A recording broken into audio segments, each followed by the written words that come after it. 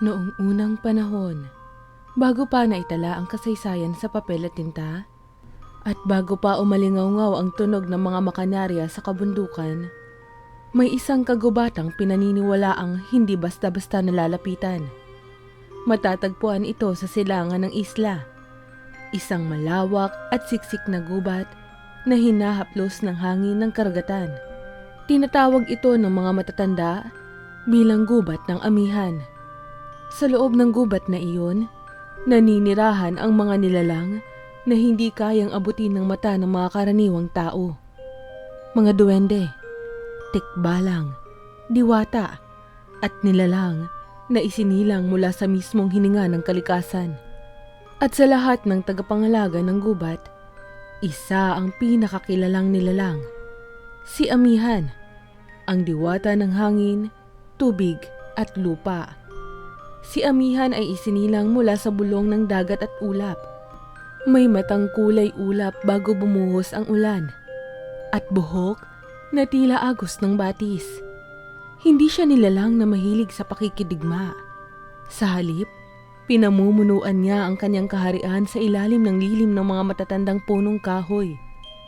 Ang bawat ugat ng puno, bawat kumpol ng dahon, bawat ihip ng hangin ay may awit sa kanyang pandinig. Ngunit kahit payapa ang kanyang kaharian, hindi ligtas sa pagbabago ang mundo. Dumating ang mga tao. Una, dala nila ay paggalang at pagkamangha. Ang mga katutubo sa gilid ng kagubatan ay nag-aalay ng mga palay at bulaklak tuwing kabilugan ng buwan. Alam nila na may nilalang na dapat igalang sa loob ng gubat. Hanggang isang araw, dumaong ang mga barkong kahoy mula sa kabilang isla. Dala ang mga bagong tao. Mas maingay, mas sabik sa kayamanan.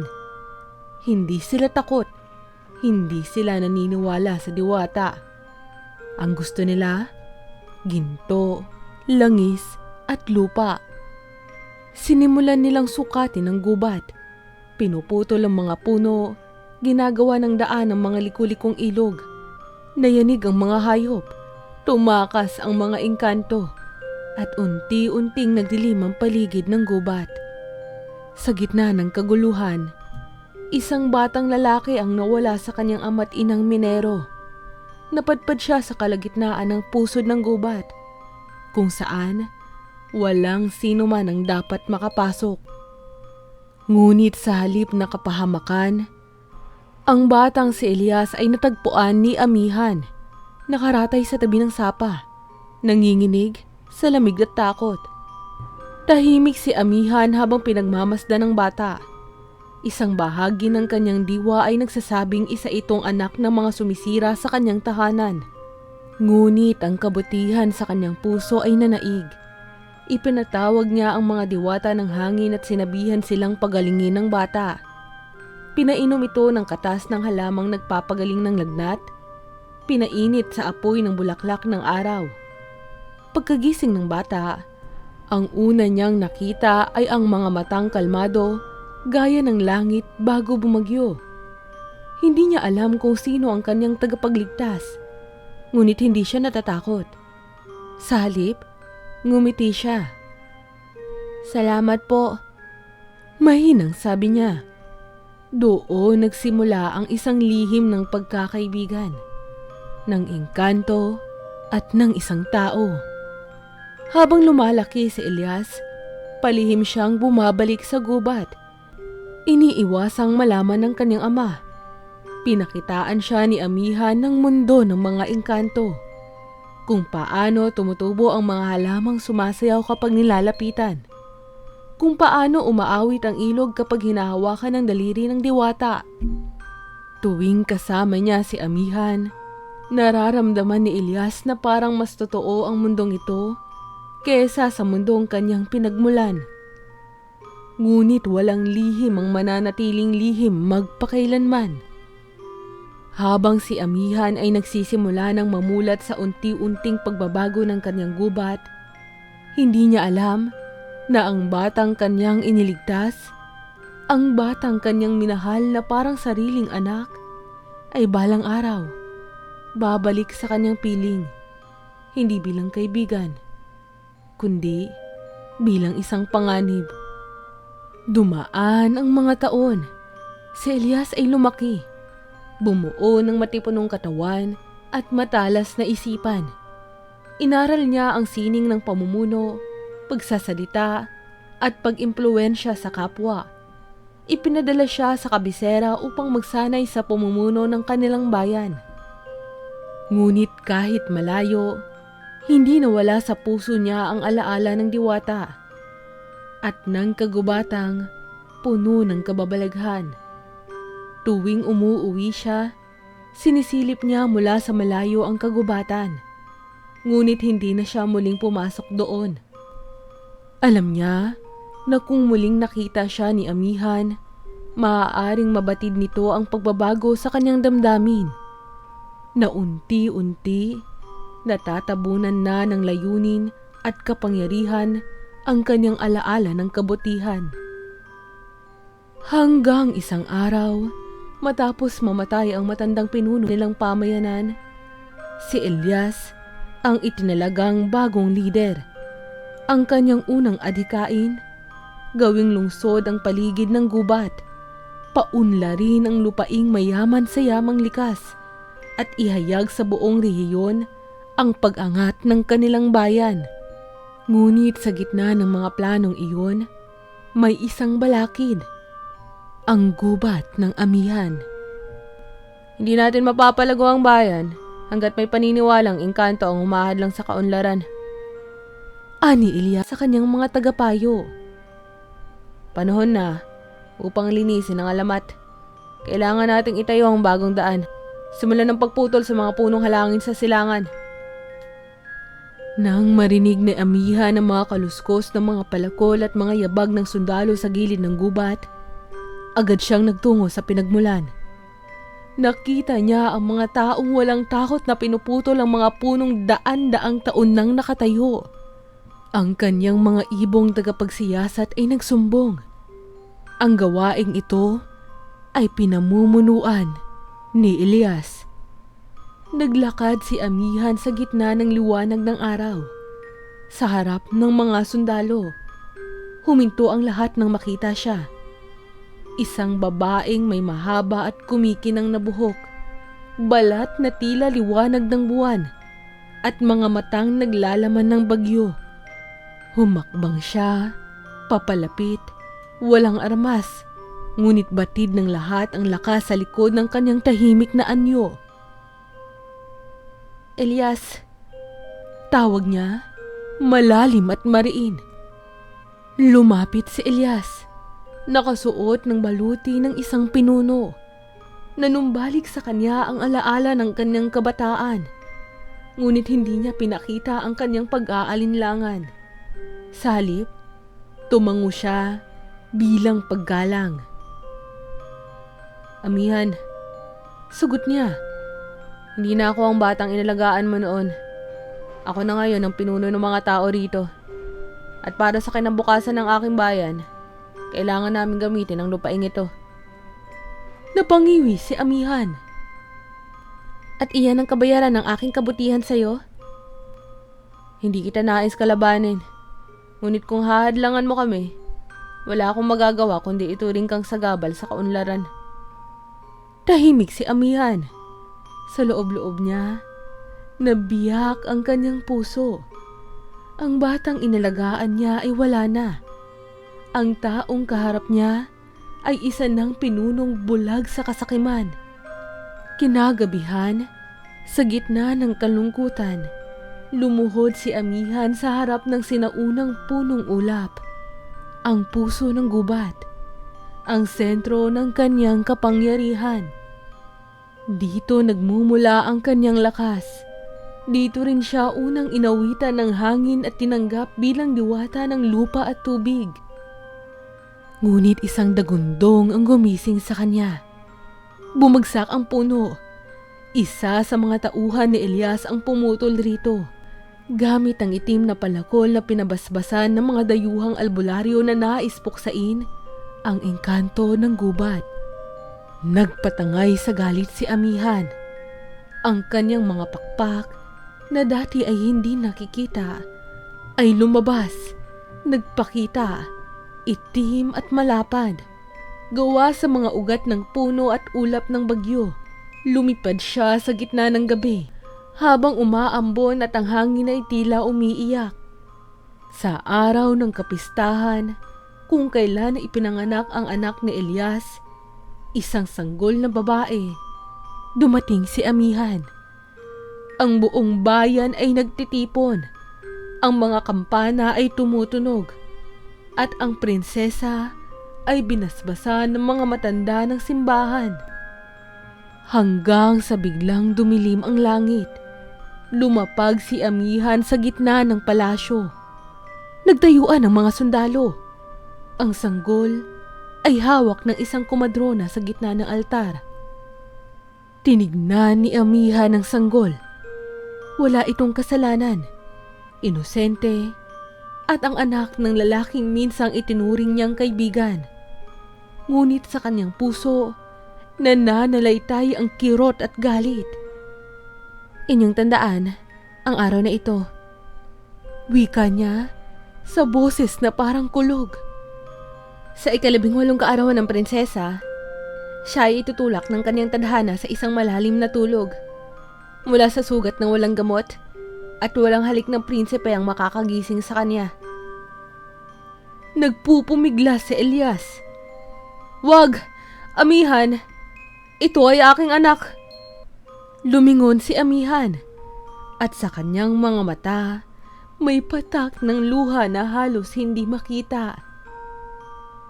Hindi ko naisakta ng musmos. Ngunit hindi ako makakapanahimik habang winawasak ninyo ang mundo ko. Ito ang kabayaran.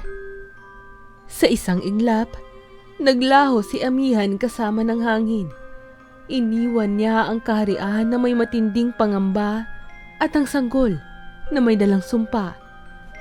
Subalit habang lumilipad siya palayo, pinisil niya ang kanyang dibdib. Sana ay hindi mo kailangang magdusa, anak ng isang traidor. Ang langit ay nanatiling madilim kahit tapos na ang bisita ng dilim. Ang mga alingaw-ngaw ng hiyawan at pag-iyak ay lumusot sa bawat sulok ng palasyo. Tumigil ang musika. Ang halakhak ay napalitan ng panaghoy. Sa gitna ng lahat, tahimik ang sanggol na si Prinsesa Dahlia. Waring walang muwang sa sumpang ipinasan sa kanya mula sa kasalanan ng kanyang ama. Mula noon, naging araw-araw na usapan sa kaharian ng pangalan ni Amihan. Tinawag siyang diwata ng sumpa. Isang multo ng gubat na handang patayin ang inosente. Ngunit walang nakaalam sa tunay na pinanggalingan ng kanyang galit. At si Elias, na minsan ding tinawag na tagapamagitan ng tao at kalikasan, ay tahimik na tinanggap ang sisidlan ng takot at pagkamuhi. Ngunit sa puso niya, alam niyang siya ang tunay na dahilan ng lahat. Sa pagdaan ng panahon, lumaki si Dahlia sa piling ng 3 matandang babae. Mga sinaunang albularyo at tagapag-ingat ng sinaunang karunungan. Ipinatago siya ni Elias sa isang malayong nayon sa kapatagan, lampas sa ilog, palayo sa kagubatan ng silangan. Isinumpa niyang hindi makalalapit ang bata sa gubat habang siya ay nabubuhay. Ang 3 tagapangalaga, si Nanay Pilar, Aling Sela, at Lola Gunding, ay inatasang alagaan si Dahlia. Ngunit hindi nila sinabi sa bata ang kanyang tunay na pagkakakilanlan. Sa halip, pinalaki siyang isang karaniwang bata sa isang tahimik na pamayanan ng magsasaka. Wala siyang korona, wala siyang palasyo, ngunit may malinis na puso at matalim na pag-iisip. Mahilig sa tubig si Dahlia. Minsan sa isang linggo, pumupunta siya sa ilog upang maligo at manghuli ng mga tutubi. Madalas ay mag-isa siya. At sa tuwing naroon siya, may isang nilalang ang palihim na nagmamasid. Si amihan. Hindi nagpapakita ang diwata. Ngunit mula sa likod ng mga punong kahoy, mula sa ilalim ng aninong sumasayaw sa tubig, tinitignan niya ang batang minsang isinumpa. Sa bawat tawa ni Dahlia, tila may kumikirot sa puso ng diwata. Hindi niya inaasahang lalaki ang bata na ganito. Inosente, maawain, at masayahin. Isang araw, habang si Dahlia ay naglalakad sa gilid ng gubat upang mamitas ng mga ligaw na bulaklak, nadulas siya sa basa at maputik na bahagi ng burol. Bumagsak siya at natapilok, kaya naman ay hindi siya makatayo. Umiyak siya, pilit inaabot ang kanyang basto na ginawang panlakad. Mula sa kawalan, isang malamig ngunit banayad na hangin ang dumampi sa kanyang balat. Sa kanyang harapan, lumitaw ang isang babae. Hindi niya alam kung saan nanggaling. Mistisang kayumanggi ang balat. Ang buhok ay humahampas sa hangin gaya ng tubig sa ilog. At ang mga mata ay tila ulap bago ang ulan. Huwag kang matakot. Wika ng babae. Hindi nga natakot si Dahlia. Sa halip, tumitig siya sa kanya. Puno ng pagkamangha. Sino po kayo? Isang tagabantay. Tawagin mo na lang akong Inang Ami. Ani amihan. Piniling wag ipaalam ang tunay niyang katauhan. Mula noon, palihim na binibisita ni amihan si Dahlia. Tinuruan niya ito kung paano pakiramdaman ang hangin, pakinggan ang tibok ng lupa, at makinig sa awit ng tubig. Tinuruan niya itong mahalin ang kalikasan, igalang ang buhay, at tumanggap ng mga lihim na hindi laging kailangang maunawaan agad. Habang lumalaki si Dahlia, mas lalong lumalalim ang kanyang koneksyon sa kagubatan. May mga pagkakataon na kahit wala roon si Inang Ami, nararamdaman niyang may presensya sa kanyang tabi. Minsan, ang mga bulaklak ay kusa na lang tumutubo sa kanyang daanan. Ang mga hayop sa gubat ay lumalapit sa kanya. Animoy may di maipaliwanag na ugnayan sa nilalang ng kalikasan. Ngunit sa likod ng lahat ng ito, may itinatagong lihim si amihan. Araw-araw, binibilang niya ang nalalabing taon, buwan, at araw bago sumapit ang 18 kaarawan ni Dahlia, ang araw ng pagtupad ng sumpa. Sa likod ng kanyang malamig na anyo, unti-unting pinuputol ni amihan ang mga hibla ng galit sa kanyang puso. Ngunit ang sumpa, isang sinaunang batas ng mga diwata, ay hindi basta-basta nababali. Kahit pa ito ay kanyang pagsisihan. Paano ko babawiin ang sumpang ako rin ang bumigkas? Tanong niya minsan sa hanging dumadaloy sa gitna ng mga punong niyog. Ngunit hindi sumagot ang hangin. Tahimik ang gubat. At sa katahimikang iyon, alam ni amihan na darating ang araw na kailangang harapin ni Dahlia ang kanyang kapalaran. Isang kapalaharang nakaukit, hindi sa kanyang sariling gawa, kundi sa pagkakamaling ginawa ng iba. Habang lumalapit ang 18 kaarawan, nararamdaman ni amihan ang bigat ng kanyang dating galit at panghihinayang. Kada araw na lumilipas ay tila karayom sa puso ni amihan. Unti-unti niyang napagtatanto na ang sanggol na minsan niyang isinumpa ay hindi lang inosente, kundi may dalang liwanag na kayang pawiin ang dilim ng kahit anong galit. Hindi niya inaasahan na siya mismo ay mahuhulog sa isang anyo ng pagmamahal na hindi niya alam na posible. Isang pagmamahal na hindi bilang diwata, kundi bilang isang ina. Subalit ang batas ng sinaunang diwata ay hindi basta-basta nababali. Ang sumpa, sa sandaling mabigkas at mabuo, ay nagiging bahagi ng hangin, ng lupa, ng oras. Ipinagdarasal ni Amihan sa bawat buwan ng bilog ng buwan na sana'y may paraan upang baguhin ang tadhana. Ngunit wala siyang nakikitang sagot.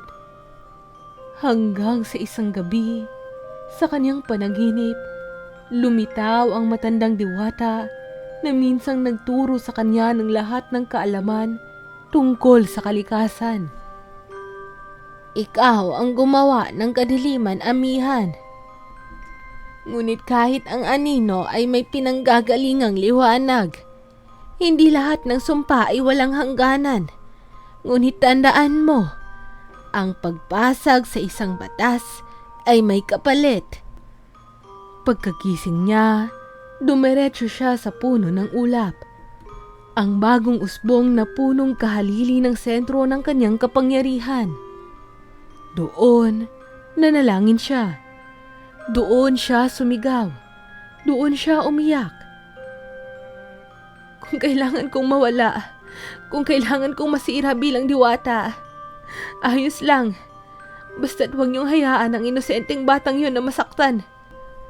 At habang si Amihan ay nagdurusa sa loob ng gubat, sa kapatagan naman, abala ang tatlong tagapangalaga ni Dahlia sa paghahanda ng isang simpleng salo-salo para sa nalalapit niyang 18 kaarawan.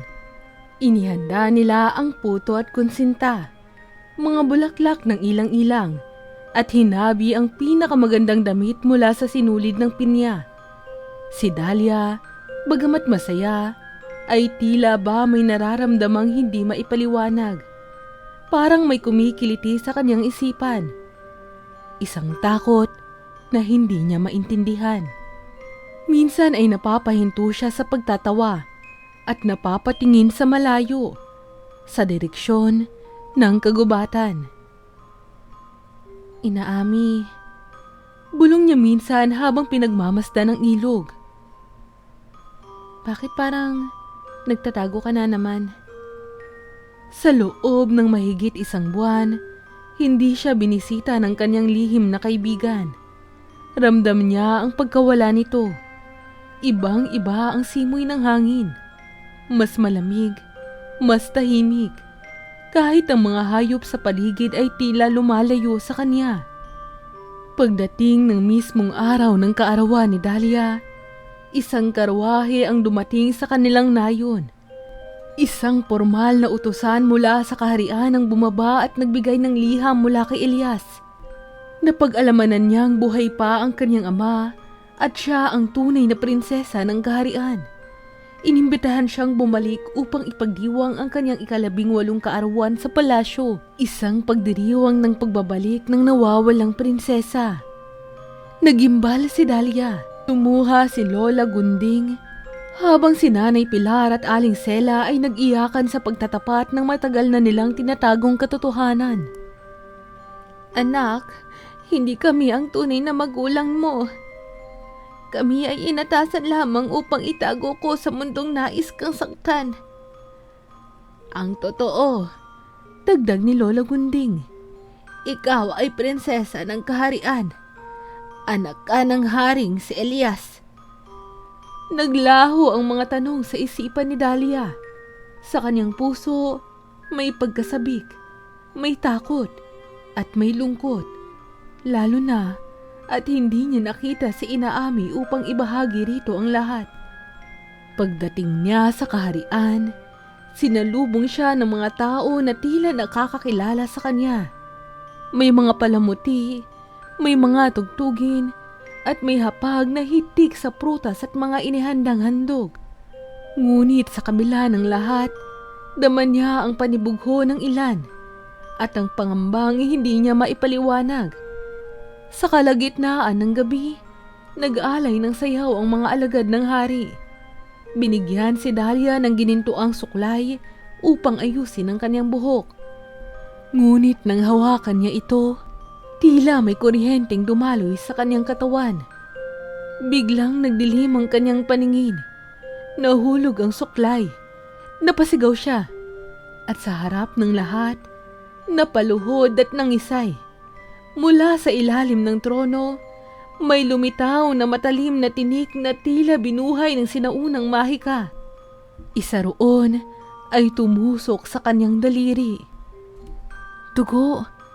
Bulong ng isa. Si Dahlia ay napayuko. Saka dahan-dahang bumagsak sa malamig na sahig ng palasyo. Sa isang iglap, siya ay tila natulog. Mahimbing, mata ay nakapikit, mukha ay payapa. Parang bangkay na walang hininga. Nagkagulo ang mga tao. Tumakbo si Elias patungo sa kanyang anak. Dahlia, anak ko, gising, gising! Sigaw niya. Nanginginig ang mga kamay. Ngunit walang tugon. Hindi siya gumalaw. Waring natupad na ang matagal ng banta ng isang diwata. At habang ang lahat ay nasa gitna ng kaguluhan, sa itaas ng palasyo, isang malamig na ihip ng hangin ang pumasok sa malaking bintana. Lumapag sa gitna ng bulwagan si Amihan. Nakaitim, walang galit, kundi pighati ang nasa mga mata. Lumapit siya sa katawan ni Dahlia at lumuhod. Walang salitang binitawan si Elias. Walang humarang. Sapagkat kahit ang mga sundalo ay nakaramdam ng kakaibang aura ng kapayapaan mula sa nilalang na minsan nilang kinatakutan. Dahan-dahang niyakap ni Amihan si Dahlia. Inilapit ang kanyang mukha sa noo ng dalaga. Anak ko, patawad. Bulong niya. At sa pagbagsak ng kanyang luha sa pisngi ng prinsesa, isang bagay ang hindi inaasahan. Biglang lumakas ang hangin sa loob ng bulwagan. Ang mga kortina ay lumilipad na parang mga pakpak ng ibon. Ang mga kandila ay naglihab na parang muling nabuhay. Ang lahat ay napapaatras. Ang mga sundalo ay nagtutok ng sibat ngunit hindi makagalaw. Maging si Elias ay napaluhod sa sahig. Tulala, habang pinagmamasda ng diwatang noon ay pinaniniwalaan niyang tagapagdala ng kamalasan. Ngunit ngayon ay tila isang inang umiiyak sa bangkay ng sariling anak. Si Amihan, wala na ang dating anyo ng mapaghiganting diwata. Ang kanyang itim na kasuotan ay unti-unting nagiging kulay perlas. Ang kanyang mga pakpak na gawa sa ulap at ugat ay tila nalulusaw sa liwanag. Hindi siya nawawala, ngunit siya ay unti-unting nagiging isa sa liwanag ng paligid. At bigla, mula sa ilalim ng mga luhang patuloy na dumadaloy mula sa mga mata ni Amihan, gumalaw ang pilikmata ni Dahlia. Sa isang iglap, dumilat ang kanyang mga mata. Maliwanag, busilak, at puno ng pagtataka. Nasaan ako? Bulong niya, dumili nga sa paligid. Inang Ami? Napasinghap ang buong bulwagan. Si Elias ay napasigaw sa tuwa, ngunit hindi niya mailapit ang sarili. Si Amihan ang unang yumakap kay Dahlia. Mahigpit, puno ng pagmamahal at panibagong pag-asa. Isinubsob niya ang mukha sa balikat ng dalaga. At sa kanyang puso, parang may tinanggal na matinding bigat. Anak ko, wika ni Amihan, habang ang kanyang tinig ay halos maghiwalay sa pagitan ng luha at ngiti. Nabuhay ka. Ikaw ang dahilan? Tanong ni Dahlia. Mahina, ngunit malinaw. Hindi ng pagkamatay mo, kundi ng sumpa. Pero ngayon, ikaw rin ang dahilan kung bakit ako nagbago. At ikaw, ang dahilan kung bakit ako pinatawad ng kalikasan. Sagot ni Amihan. Tahimik ang paligid. Walang umaangal. Wala ni isa ang tumutol. Sapagkat sa sandaling iyon, naging malinaw sa lahat na ang sumpa ay nabasag. Hindi sa pamamagitan ng halik ng isang prinsipe, kundi sa pamamagitan ng luha ng tunay ng nagmamahal. Isang pagmamahal na hindi bunga ng dugo, kundi ng puso. Ilang sandali pa, lumapit si Elias. Nanginginig. Mabigat ang bawat hakbang. Huminto siya sa harap ni Amihan at Dalia at tuluyang lumuhod. "Patawarin mo ako," sabi ni Elias. Nakayuko. "Sa lahat ng kasalanang nagawa ko, sa pagtataksil ko noon, sa paniniwala ko na ang kagubatan ay hadlang, hindi tahanan. At higit sa lahat, patawad sa pagkubli sa katotohanan." Hindi agad nagsalita si Amihan. Ngunit si Dalia, sa kabila ng pagod, ay lumapit sa kanyang ama at tinulungan siyang tumayo. Hawak-hawak ang kanyang kamay, tinignan niya ito sa mata. "Ang galit ay hindi makabubuo ng bagong mundo, ama," wika niya. Ngunit ang pagtanggap at pagbawi ay maaaring magsimula ng panibagong kapayapaan. Ang mga taong saksi sa lahat ng ito, mula sa mga sundalo, tagapaglingkod, hanggang sa mga opisyal ng kaharian, ay lumapit at yumukod sa diwatang minsang tinuring nilang salot. Isa-isang lumuhod ang mga pinuno ng pamahalaan sa harap ni Amihan at humiling ng tawad para sa kanilang kamangmangan. "Kung kami binigyan mo pa ng pagkakataon," wika ng pinuno ng tagapagpayo, "nais naming makapag-isa sa inyo. Sa halip na sirain ang kagubatan, handa kaming makinig, matuto, at makaisa sa mga nilalang ng kalikasan." Sa unang pagkakataon matapos ang maraming taon, ngumiti si Amihan. Hindi ngiti ng pagbibigay babala, kundi ngiti ng kapayapaan. Sa sumunod na mga araw, isang malaking pagpupulong ang isinagawa sa pagitan ng mga tao at mga nilalang ng gubat. Si Dalia ang nagsilbing tagapamagitan, kasama si Amihan sa kanyang tabi. Tinalakay nila kung paano muling mabubuhay ang kagubatan, kung paanong maaaring makiisa ang mga tao sa pangangalaga nito, at kung paano maisasanib ang kaalaman ng kalikasan at agham para sa ikabubuti ng lahat.